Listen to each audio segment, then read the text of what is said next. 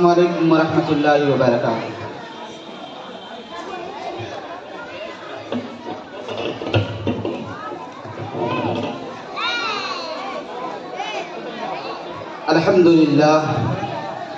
अल्हम्दुलिल्लाहि Kaffa व सलामुन अला इबादिहिल्लज़ीना इस्तफ़ा अम्मा बाद।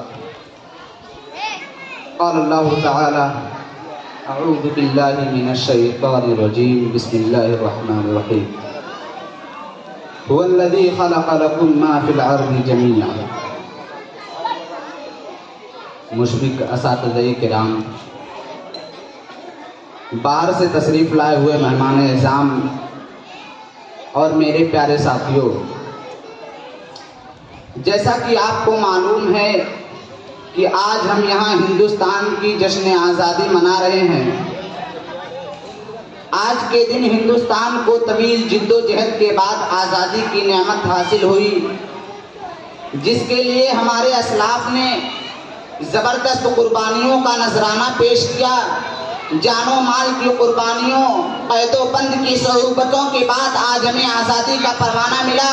जिस चमनिस्तान का पट्टा पट्टा फूटा फूटा और इस वतन अजीज का हर गोशा और हर चप्पा इस बात की गवाही देता है कि मुसलमानों ने जिस कदर इस मुल्क की आज़ादी के लिए कुर्बानियाँ पेश की हैं, इस मुल्क की आज़ादी के लिए किसी और कौम या मज़ाहिब के लोगों ने पेश नहीं की। हिंदुस्तान की दास्तान तो बहुत पुरानी है, समझ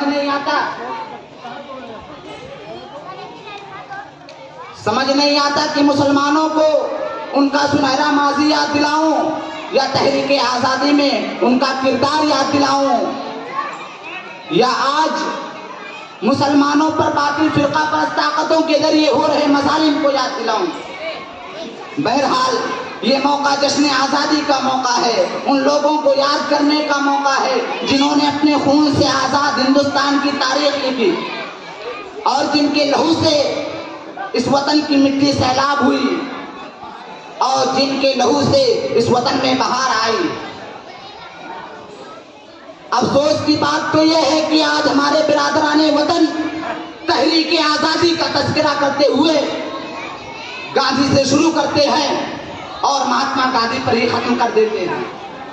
वो तो 1908 से शुरू करते हैं और 1948 पर ही आकर ख़त्म कर देते हैं। और इससे ज़्यादा अफसोस की बात तो ये है कि आज मुसलमानों ने अपने माजी को भुला दिया। मुसलमान खुद नहीं जानते कि जंग आज़ादी में मुसलमानों का क्या किरदार रहा है। मुसलमानों ने खुद अपने तारीख को फरामोश कर दिया है और नौबत ये आ गई है, हालत ये पैदा हो गई है कि आज मुसलमान को हुब्बे वतन साबित करने की ज़रूरत पेश आई।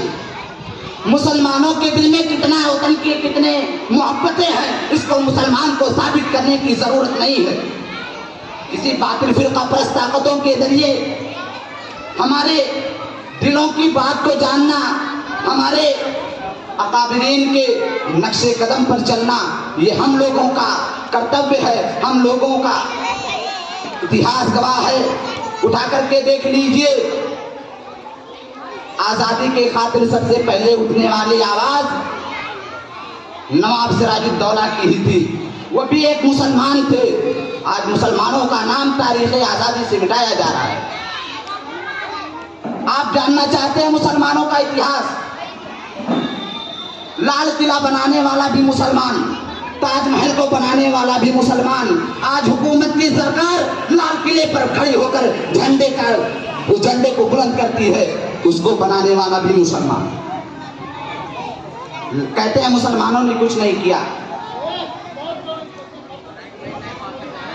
आप जानना चाहते हैं मुसलमानों का इतिहास? तो पढ़िए शहीद अशफाकुल्लाह को जब फैजाबाद की जेल में उनको फांसी के फंदे पर ले जाया जा रहा था, उनसे पूछा गया आपकी कोई आखिरी ख्वाहिश, आपकी कोई अंतिम इच्छा? तो उन्होंने कहा कुछ आरज़ू नहीं है, बस आरज़ू है कि नहीं दे दे जरा से कोई खाके वतन कफन पे। यह है मुसलमानों का इतिहास। पढ़िए उठा करके बहादुर शाह जफर के इतिहास को पढ़ लेना।